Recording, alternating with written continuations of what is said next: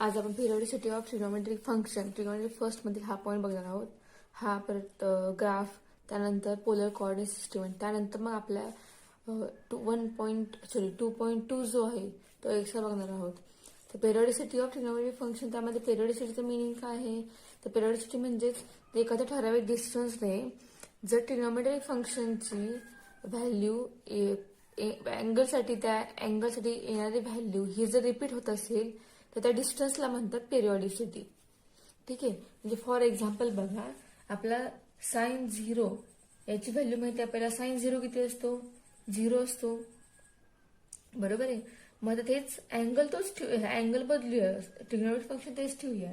तर बघा साइन 0 हा 0 येतो, आणि ते जर साइन आपण 360 जर घेतला, म्हणजे बघा आपण साइन 0 ची व्हॅल्यू फाइंड केली इथं, बरोबर. आणि याच्यानंतर आपण पुन्हा रोडचं पूर्ण करून या ठिकाणी पुन्हा आलो, म्हणजे अँगल काय झाला? चेंज झाला. चेंज होऊन पुन्हा आपण त्याच ऍक्सिसवर आलो. मग आपला अँगल किती झाला? 360 डिग्री अँगल झाला. मग या 360ला पुन्हा व्हॅल्यू काय येणार? तर तीच येणार, बरोबर. परत आपण हे केलं, परत आपण चेंज केलं, पुन्हा आपण त्याच अँगलमध्ये गेलो, तर पुन्हा अँगल किती येणार या ठिकाणी? तर साइन 720 अँगल येणार, बरोबर का. मग साइन 720 किती असणार आहे? तर 0 असणार आहे तो सुद्धा, कारण ऍक्सिस सेम तोच येतोय, पॉइंट पण तोच येतोय. म्हणजे हे जे डिस्टन्स आहे या दोघांमध्ये हे डिस्टन्स 2π आहे. हे डिस्टन्स जे आहे ह्या डिस्टन्सला म्हणायचं पिरियॉडिसिटी. ठीक आहे. म्हणजे याचा अर्थ, म्हणजे साइनसाठी पिरियड हा आला 2π. म्हणजे साइनची ज्या डिस्टन्सने व्हॅल्यू रिपीट होते त्या डिस्टन्सला म्हणायचं पिरियड ऑफ साइन. ओके. आणि असं जर सेम टू सेम कॉससाठी आपण जर कन्सिडर केलं, कॉस्ट बघा, आपण हाच जरी इथला जरी पॉईंट कन्सिडर केला, हा जर थिटा आपण कन्सिडर केला, तर मग स्टार्टिंगला 0 येणार आहे. तर कॉस 0 हा किती असणार आहे? कॉस 0 हा असतो 1. तेच आपण पुढचाच अँगल घेऊया, फक्त तो चेंज करून घेऊया, तर ते अँगल येणार आहे कॉस 360, तो सुद्धा 1 असणार आहे. तोच ठेवला आपण पॉइंट, आणि तोच जर आपण अँगल मध्ये त्याच परत अँगलकडे गेलो, तर परत अँगल आपण चेंज करून गेलो, तर त्या ठिकाणी अँगल होणार आहे 720, बरोबर आहे. याची व्हॅल्यू येणार आहे 1. म्हणजे हा जो पिरियड आहे, हा पिरियड झाला 2π, हा सुद्धा पिरियड झाला 2π. म्हणजे याचा अर्थ कॉस साठी सुद्धा अँगल व्हॅल्यू रिपीट होण्यासाठीचा पिरियड हा आला 2π. therefore period of cos theta is 2π. ठीक आहे. तर टॅनचा पिरियड हा वेगळा आहे.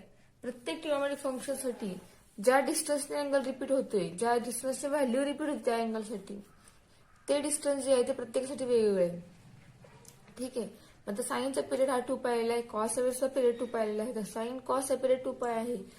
यानुसारच साइनचा रेसिप्रोकल कोसेक आणि कॉसचा रेसिप्रोकल सेक या दोघांचा पिरियड हा सेम आहे. साइन कॉसचा 2π आहे, आणि त्यानुसारच सेम टू सेम कोसेक आणि सेक या दोघांचे पिरियड पण 2π आहे. ठीक आहे. तर आपण या ठिकाणी लिहूयात, sine theta is periodic function with period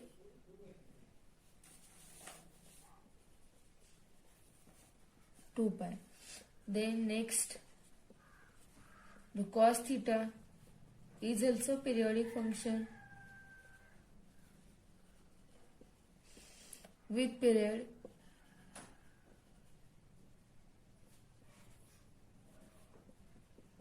2π. Okay. तर सिमिलरली आता आपण कंबाईन लाईन लिहूया. So similarly sec theta and cosec theta is also periodic function with period 2π. या चौघांचाही पिरियड हा सेम आहे. ओके. आता टॅनचा पिरियड मात्र वेगळा आहे, but tan theta is also periodic function with period π. ठीक आहे. Tan and cot, therefore similarly cot theta is also periodic function with period pi. ठीक आहे. हा जो पिरियड आहे हा याचा अर्थ काय आहे तर त्या डिस्टन्सने त्या ट्रिग्नोमेट्रिक फंक्शनची अँगलसाठी येणारी व्हॅल्यू ही रिपीट होणार आहे. ठीक आहे. मग त्यासाठी साइन कॉस सेक कोसेक अशा पिरियड आला 2π म्हणजे डिस्टन्स आहे ते व्हॅल्यू रिपीट होण्यासाठीचं. आणि टॅन थिटा कॉट थिटाची वेळेचा पिरियड आहे पाय. ठीक. हे लागणार आहे आपल्याला एक्झाम्पल सॉल्व्ह करता. त्यामुळे हे जे पिरियड डिस्टन्स जे आहे ते आपल्याला माहिती असणं गरजेचं आहे. नंतरचा नेक्स्ट पॉईंट जो आहे तो पण नेक्स्ट पॉईंट आहे ग्राफ ऑफ ट्रिग्नोमेट्री आणि पोलर कोऑर्डिनेट आपण फाइंड करणार आहोत. ठीक आहे. तर या डायग्राम मध्ये हा जो ओ आहे त्याला ओरिजिन म्हणायचा आणि OX जो आहे तो आपला इंग्लिश टर्म आहेच. तर OX आणि एक्स एक्सिस बरोबर OX आणि एक्स ह्याला म्हणायचं आहे पोलर एक्सिस. त्यानंतर P ऑफ एक्स वाय हा पॉईंट जो आहे हा पॉईंट प्लेन मधला पॉईंट घेतलेला आहे आपण. त्यानंतर जी आपण OP ड्रॉ केलेला आहे त्या OP ची लेंथ आपण R घेतलेली आहे. So length of OP is equal to R. त्यानंतर आपण या ठिकाणी अजून कोणता थिटा घेतलेला आहे म्हणजे या ठिकाणी अँगल आलेला आहे अँगल XOP मेजरमेंट किती असणार आहे आपण घेतलेला आहे थिटा घेतलेला आहे. ठीक आहे. And then the order pair R, theta determine the position of point P. ठीक आहे. या ठिकाणी R, थिटा हा जो आहे हा म्हणजे असणार आहे P ची पोझिशन जी आहे ती असणार आहे या ठिकाणी. म्हणजे एक्स वाय आपण कधी घेणार ते कोऑर्डिनेट ज्यावेळेला जस्ट कोऑर्डिनेट वर्ड येईल त्यावेळेला आपण P ऑफ एक्स वाय हा पण घेणार आणि ज्यावेळेला पोलर कोऑर्डिनेट हा शब्द येईल त्यावेळेला आपण या P चे कोऑर्डिनेट R, थिटा असे घेणार आहोत आणि या R, थिटाला म्हणायचं पोलर कोऑर्डिनेट. ठीक आहे. आणि त्याचा फिक्स पॉईंट जो आहे O या O ला म्हणायचं पोल. ठीक आहे. फिक्स पॉईंट जो O आहे ओरिजिन त्याला म्हणतात पोल. आणि त्यानंतर जी ऍक्सिस आहे म्हणजे कोणता रे OX असेल और एक्स ऍक्सिस याला म्हणायचं पोलर ऍक्सिस.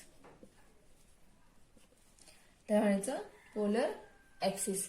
त्यानंतर आता आपण जर या थिटावरती तर आपण कार्टेशियन कोऑर्डिनेट हे झाले P ऑफ एक्स वाय आणि पोलर कोऑर्डिनेट असणार आहे P ऑफ R, थिटा. आता आपण याचा फॉर्म्युला प्रूव्ह करूया.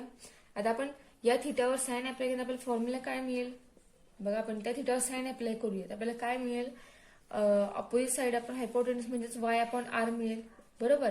याच्यावरून आपल्याला y काय मिळेल R साइन थिटा. ठीक आहे. आता नेक्स्ट या थिटा आपण कॉस अप्लाय करूया. कॉस थिटा म्हणजे ऍडजंट साइड आपण हायपोटेन्यूस म्हणजेच x अपॉन R मिळेल. याच्यावरून आपल्याला x किती मिळेल तर R कॉस थिटा. ठीक आहे. म्हणजे हे दोन फॉर्म्युले प्रूव्ह झाले. म्हणजेच x आणि y ची फॉर्म्युला आपल्याला हे मिळाले y equal to R sine theta x equal to R cos theta. म्हणजे ज्या वेळेला आपल्याला कार्टेशियन कोऑर्डिनेट मिळतील म्हणजे x आणि y ची व्हॅल्यू मिळेल आणि आपल्याला पोलर कोऑर्डिनेट फाइंड काय सांगितलेले असतील तर आपण या ठिकाणी त्यावरून या फॉर्म्युल्यावरून ते पोलर कोऑर्डिनेट फाइंड करू शकतो. ठीक आहे. आता हा जो ट्रायंगल आहे हा आहे right angle triangle.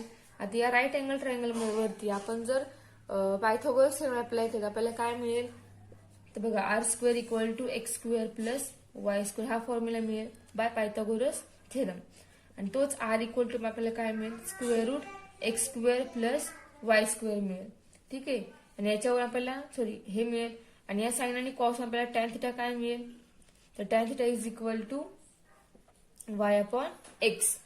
Tan means sine upon cos ह्या व्हॅल्यू पुट केल्यानंतर R कॅन्सल होईल आणि tan theta equal to formula मिळेल y अपॉन x.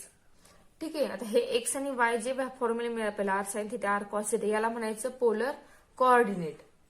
ठीक आहे. आणि एक्स वाय ला म्हणायचं कार्टेशियन कोऑर्डिनेट. आणि R फाइंड करण्यासाठी फॉर्म्युला झाला हा.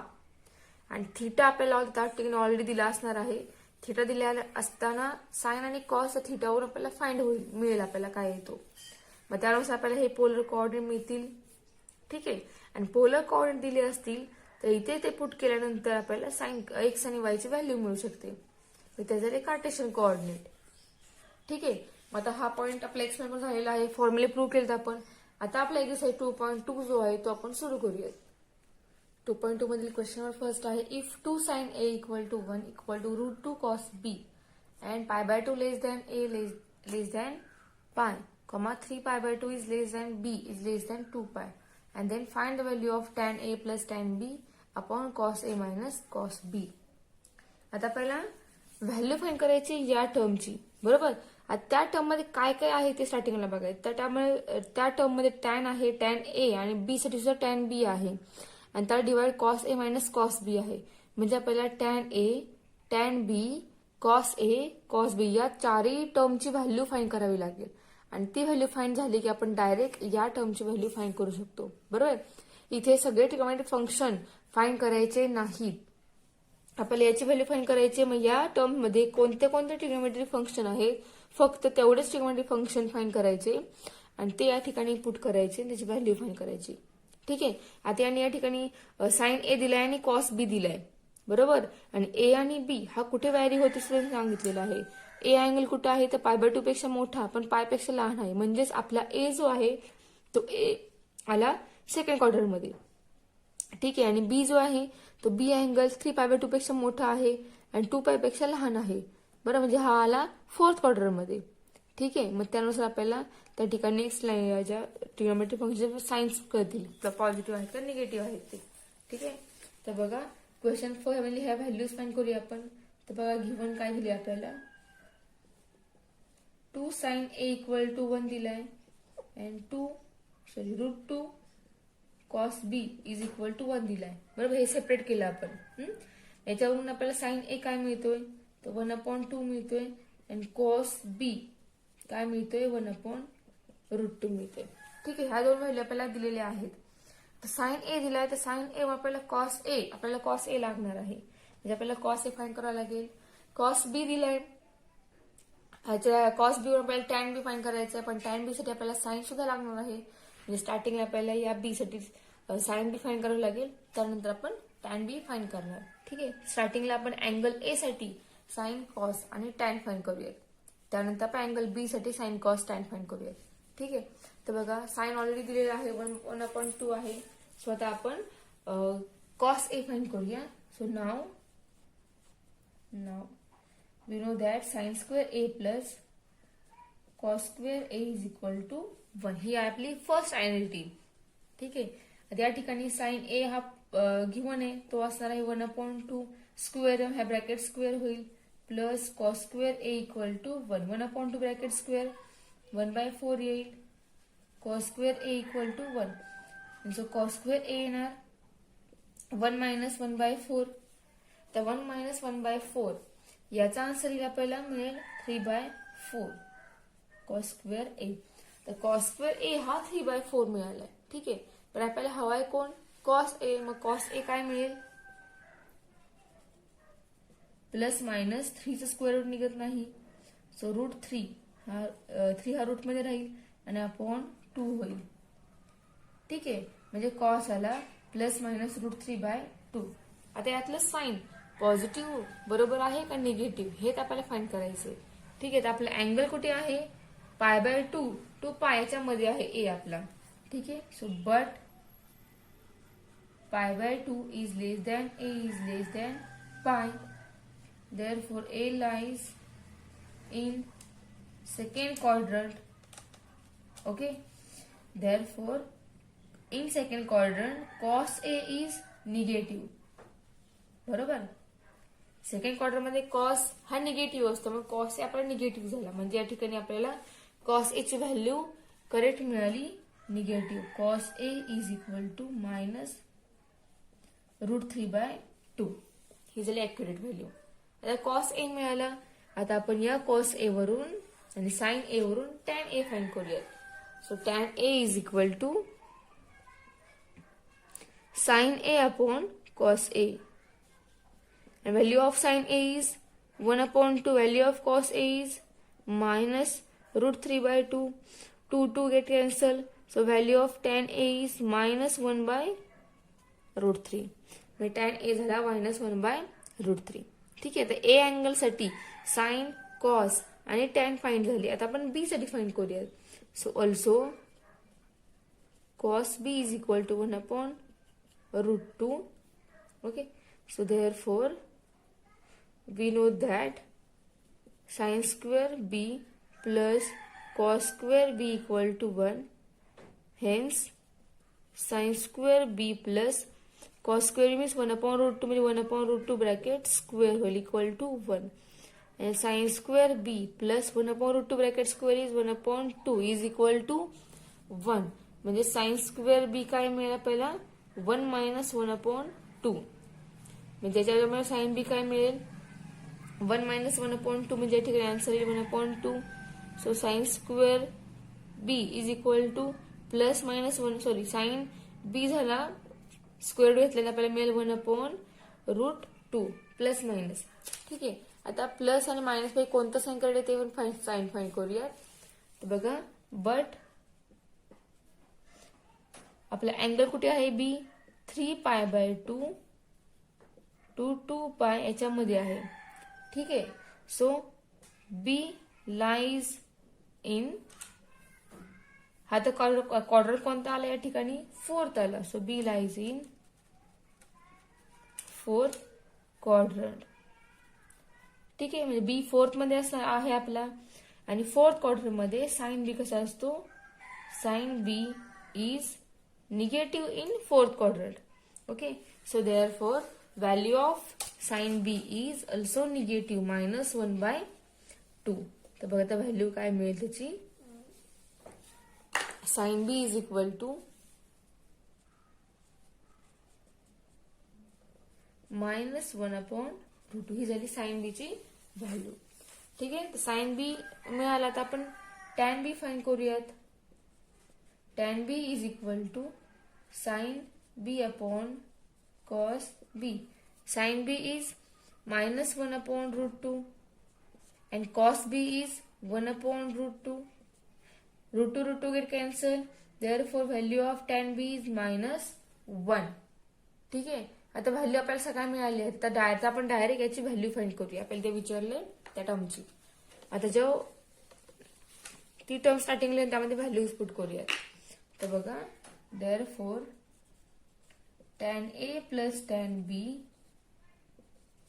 upon cos a minus cos b is equal to value of tan a is -1/√3 plus value of tan b is -1 upon value of cos a is -√3/2 and value of cos b is -1/√2.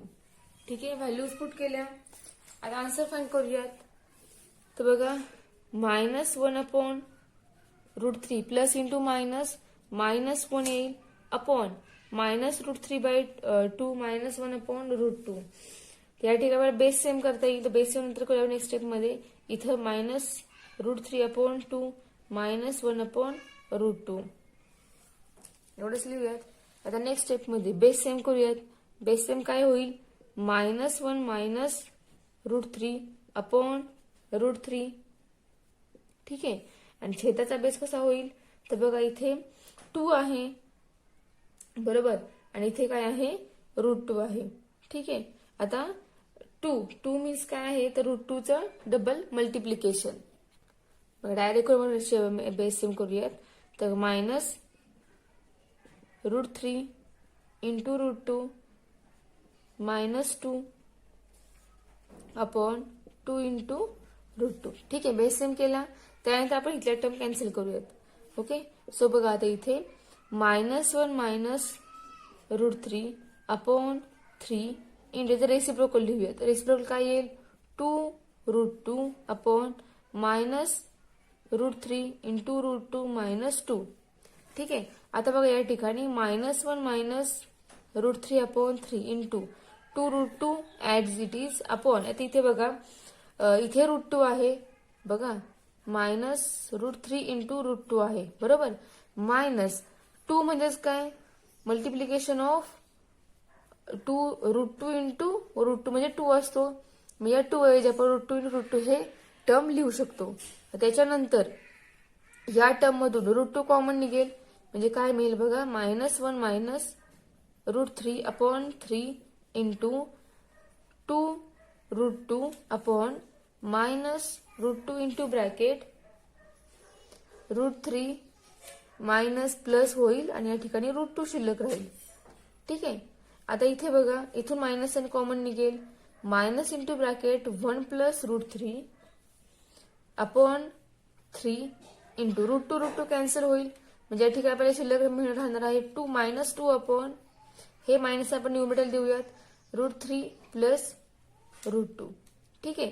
आता हे minus minus काय होणार आहे, plus होणार आहे. ठीक आहे. आता नेक्स्ट स्टेप, मायनस मायनस काय होईल, प्लस होईल, म्हणजे आपली नेक्स्ट टर्म काय येईल बघा. नेक्स्ट टर्म बघा, tan A plus tan B upon cos A minus cos B is equal to, next term काय होईल, मायनस मायनस प्लस होईल, म्हणजे 2 into 1 plus √3 upon 3 into √3 plus √2 ही आली नेक्स्ट मध्ये. याच्या पुढे एक्झाम्पल आपलं सॉल्व्ह होते का, तर बघा चेक करूया आपण. याच्यानंतर आपलं एक्झाम्पल सॉल्व्ह होते का ते. इथे बघा आपल्याला चुकून आपण √3 ला 3 लिहिलं, हे √3च आहे, ते रायटिंग मिस्टेक, √3चं 3 झालं होतं. ठीक आहे. इथे √3च आहे ऍज इट इज, ते चुकून 3 लिहिलं होतं, त्याला फक्त रूट आपण परत एकदा टाकलेला आहे, म्हणजे या प्रत्येक ठिकाणी √3च कॉन्स्टंट आहे, त्यामुळे तो पुन्हा √3 आलाय असं काही नाहीये. ठीक आहे. इथलाच √3 खाली कंटिन्यू आहे, असं कॉन्स्टंट राहिलं आहे. आता याच्या पुढे हे एक्झाम्पल सॉल्व्ह होत आहे का, तर नाही होते. बरोबर, म्हणजे आपल्या या एक्झाम्पलची व्हॅल्यू झाली ही. ठीक आहे. सो यासारखी अजून एक्झाम्पल तुमची खूप तुम्हाला येऊ शकतात. तर या अशा एक्झाम्पलमध्ये आपल्याला ज्याची व्हॅल्यू फाइंड करायला सांगितली ती आधी टर्म बघायची, त्या टर्मनुसार ते ट्रिग्नोमेट्री फंक्शन फाइंड करायची आणि तशा व्हॅल्यूज फाइंड करायच्या आणि त्याला ती पुट करून मग त्या टर्मची व्हॅल्यू फाइंड करायची. ठीक आहे. मग सपोज आता तुम्हाला असं क्वेश्चन असेल की फाइंड ऑल ट्रिग्नोमेट्रिक फंक्शन, तर मग तुम्हाला सगळे ट्रिग्नोमेट्रिक फंक्शन फाइंड करावे लागतील. आणि असं सांगितलं नसेल, फक्त एखादी टर्म दिली असेल आणि त्या टर्म तुम्हाला व्हॅल्यू फाइंड करायला सांगितली असेल यासारखी, तर त्या टर्म मध्ये कोणते ट्रिग्नोमेट्रिक फंक्शन हे स्टार्टिंगला चेक करून तसे ट्रिग्नोमेट्रिक फंक्शन फाइंड करून मग तिची व्हॅल्यू फाइंड करायची. ठीक आहे. मग त्यानुसार तुम्ही आन्सर फाइंड करा. एक्झाम्पल सोपे आहेत खूप, ट्रिग्नोमेट्रिक फंक्शन मधचा एक्सरसाइज खूप सोपा आहे, अवघड नाही, फक्त फॉर्म्युलावर डिपेंड आहे. त्यामुळे फॉर्म्युले पाठ असतील तर तुम्हाला ट्रिग्नोमेट्रिक फंक्शन वरची एक्झाम्पल्स जे तुम्हाला सहज जमतील. ठीक आहे. सो नेक्स्ट लेक्चरमध्ये आपण याच्यावरचे नेक्स्ट क्वेश्चन जे आहेत ते बघूया.